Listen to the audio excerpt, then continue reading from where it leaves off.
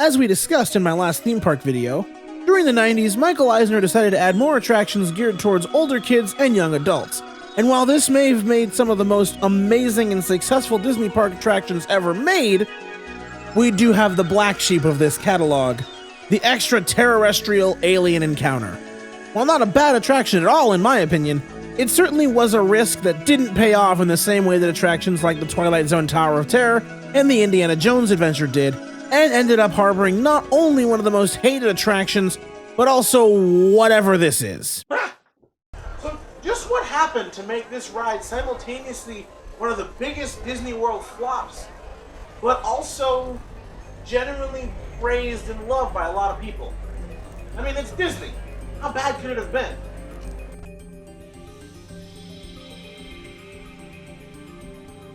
As I said, the attraction was part of Michael Eisner's initiative to make the Disney parks more enjoyable for teens and young adults, since his own kid called the parks totally lame. At the same time, Tomorrowland had a problem. Everything that was built became extremely dated extremely fast. To solve both of these issues, Imagineering created New Tomorrowland, loosely based off of Discoveryland at Disneyland Paris. The concept was that of a futuristic city, with each attraction representing some outlet you would find in a city. And actually, that concept can still be applied today with current Tomorrowland attractions. So now that we understand Tomorrowland a little bit more, now we need to understand this attraction a little bit more.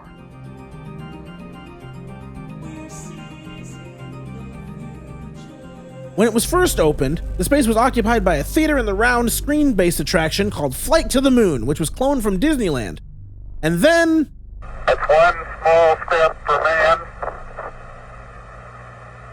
one giant leap for mankind. So the ride was updated to Mission to Mars, using the same layout and seats, but now with hyperspace penetration.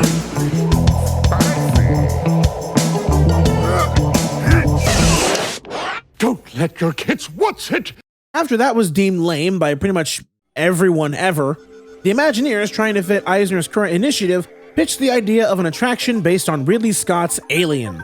First, they pitched the ride Nostromo, which would task guests with shooting at hordes of xenomorphs in the dark. This was shot down by senior Imagineers because they wouldn't want anything R-rated near Disney World. However, the plans were shelved and later became the Buzz Lightyear attractions. But the second time around, the Imagineers pitched Alien Encounter, which would retrofit the current Mission to Mars building and turn it into a theater in the round show where guests are hunted by a xenomorph. It was a fairly easy retrofit to pull off, so Michael Eisner approved it. However, the senior Imagineers were destined to kill the idea, so they brought in George Lucas to rewrite the story and make it somewhat more Disney-friendly. After a soft opening and a few rewrites, the extraterrestrial alien encounter opened on June 20th, 1995, to the sweet sounds of brick defecation. Yeah, it turned out the all-caps terror in the title was not playing around. This attraction was absolutely Terrifying. And you know, considering this is one of the only Disney attractions to have confirmed kills, I think I know someone better to cover this. Maybe someone who can count those kills. What? We couldn't get him? Well, why not? Alright, fine. Can't get him with XS, guess you can't get him at all. Roll it, let's do this thing. We enter the Tomorrowland Interplanetary Convention Center and see some coming attractions like pet shows, swap meets, references to what was here before. Okay, I know it was the 90s, but given how things have been trending recently, are we sure that's not going to happen in the near future? Anyways, we get introduced to the current group holding the space, XS Tech, a company from outer space attempting to sell us on their teleportation technology using a green Tyra Banks. And oh no, this is going to come back later to bite us, isn't it? After we've been introduced to XS Tech's very own Chairman Clench, we are brought into the first pre-show with SIR, previously Tom 2000, to see an adorable alien Skippy be painlessly teleported across the room. Phase 1 of the process has begun. Disintegration into molecular components. Don't worry, it's Breck practically painless. And now the second phase. The molecules are beamed to the receiving chamber where atom by atom we reconstruct our carefree traveler.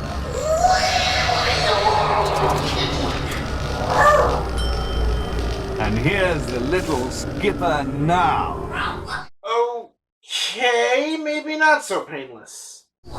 Oh, shut up, Scruffy. You're not burned, you've just got a healthy glow. After a bit of gaslighting, Sir sends Skippy again, but stops the process halfway through? Indefinitely. I guess since we never see him again, I'll add him to the count. Originally, Sir was actually Tom 2000, voiced by Phil Hartman. However, during the rewrites after the soft opening, they tried to make the pre-show a little more scary and sinister to sort of telegraph the horrors that awaited people. So they replaced a perfectly friendly Phil Hartman with... What is it with Tim Curry and traumatizing children? Sir then tells us that one of us will be doing the same to visit the XS headquarters. After that demonstration, guests are led into one of two circular theaters facing a massive, threatening-looking metal tube in the center. Once everyone was seated, an analysis module would lower onto all the guests' shoulders. This module not only acted as restraints so people couldn't, but as the main effects system for the attraction, housing binaural audio behind guests' heads, the ability to blast air and water onto guests, which I will demonstrate like this. As well as the module could also shift up and down on people's shoulders, had some sort of flap on the chair, as well as steam vents placed near riders' necks. Once the modules are locked into place, screens around the room turn on, introducing us to Spinlock and Dr. Femus, played by Kevin Pollak and Peggy Hill herself, Kathy Najimy. As they try to select a person to teleport across the galaxy to XS headquarters, Chairman Clench bursts into the room with a change of plans. Hello, everyone. I recalculated our plan. You see, if we bring one of you here, well, just get to meet one of you. However, if I'm teleported to Earth, I can meet all of you, shake each hand, and personally answer all your questions about the wonders of XS. I'll be with you in just a moment. Prepare yourselves for an unforgettable encounter. So with this idea, he steps into the teleportation tube and rushes the unprepared scientists into sending him to Earth. But then he gets lost when another planet blocks the transmission path. So instead, they send in a winged carnivorous alien. Actually, I think that's my mother-in-law. But anyways, horror movie shenanigans ensue. The teleportation tube is starting to break! But it's unbreakable! We cannot let it get out! Activate the force field! Activating now!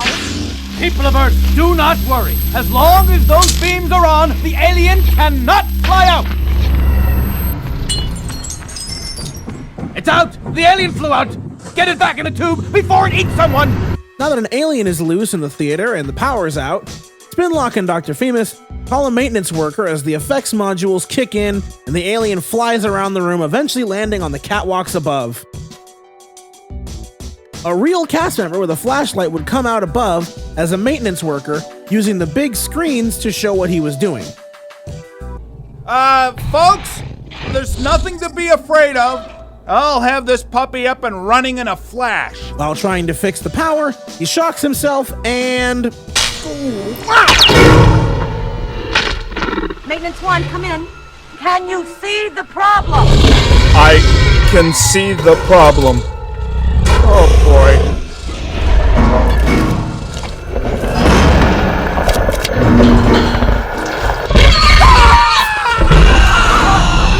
So with the maintenance worker dead, the alien lands on your seat and begins chowing down on his carcass as you hear the chewing in graphic detail.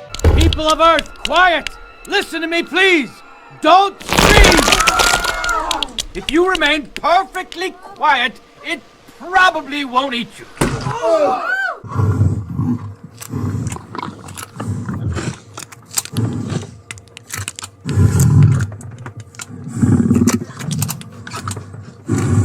After the ASMR session concludes, Spinlock and Dr. Femus are able to restore the power, and now knowing the alien is attracted to sound, Dr. Femus uses a carefully thought out plan. Screaming now.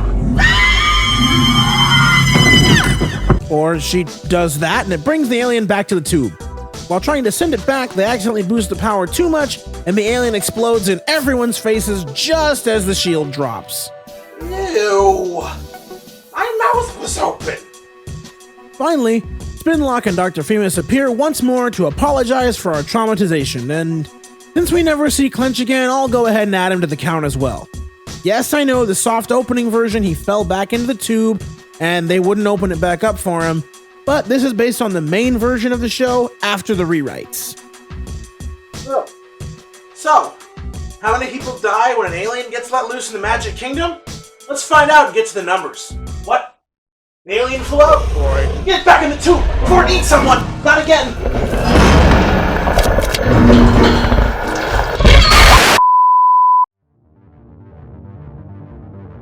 A total of 4 kills occur when excess tech experience technical difficulties, with 50% being male, 50% being aliens of unspecified gender. It gives us 1 odd blueberry pie. I wouldn't touch that if I were you. With an experience duration of 18 minutes, that gives us a kill on average every 4.5 minutes. Golden Chainsaw for coolest kill goes to the maintenance worker for just how graphic that kill was, taking place only a couple hundred feet from Cinderella Castle. That's awesome.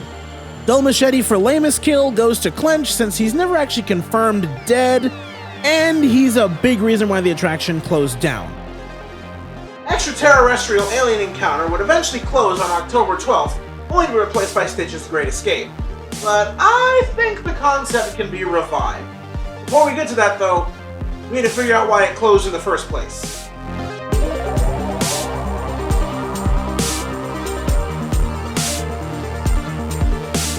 A large reason why Alien Encounter closed was because it was absolutely terrifying!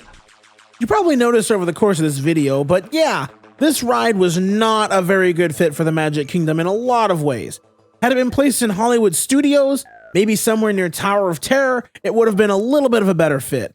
Especially had they went with the original theme of Ridley Scott's Alien. Which brings us to one of the other reasons why it closed. This guy. The actor playing Chairman Clench was Jeffrey Jones, well-known character actor who was arrested in 2002 for all of this. This is a pretty big no-go for Disney and most of society. So now Disney has an unpopular, terrifying ride where a registered sex offender is going to teleport into the room and show you how teleportation works while you're stuck in a chair.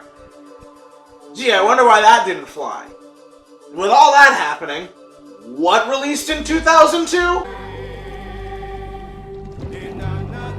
So yeah, some Imagineer had the brilliant idea to make Stitch the alien in Alien Encounter, creating Disney's most experience.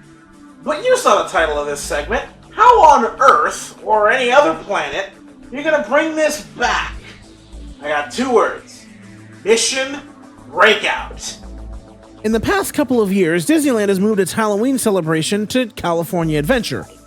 One of these things includes a special seasonal overlay of Guardians of the Galaxy Mission Breakout, before you get bum rushed, emphasizing the scarier side of being stuck in a museum full of monsters on the loose, as well as the nearby Avengers campus having actual horror-themed meet-and-greet characters like Zombie Captain America and Werewolf by Night making appearances.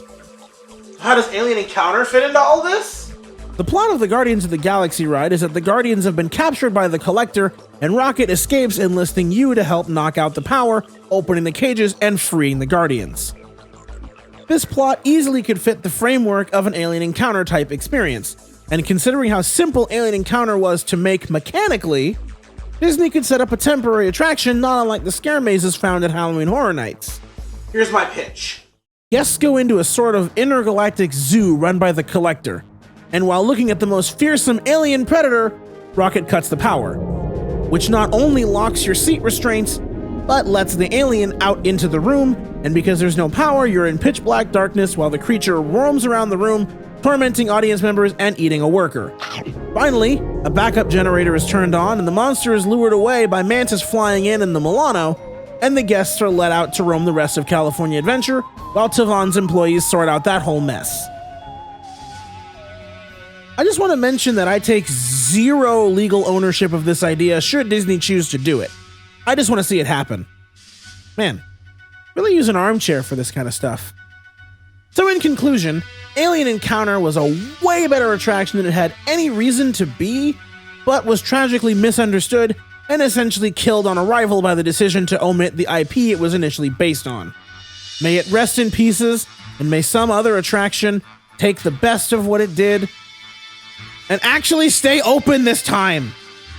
I'm RCT3 is Epic, and thanks for watching.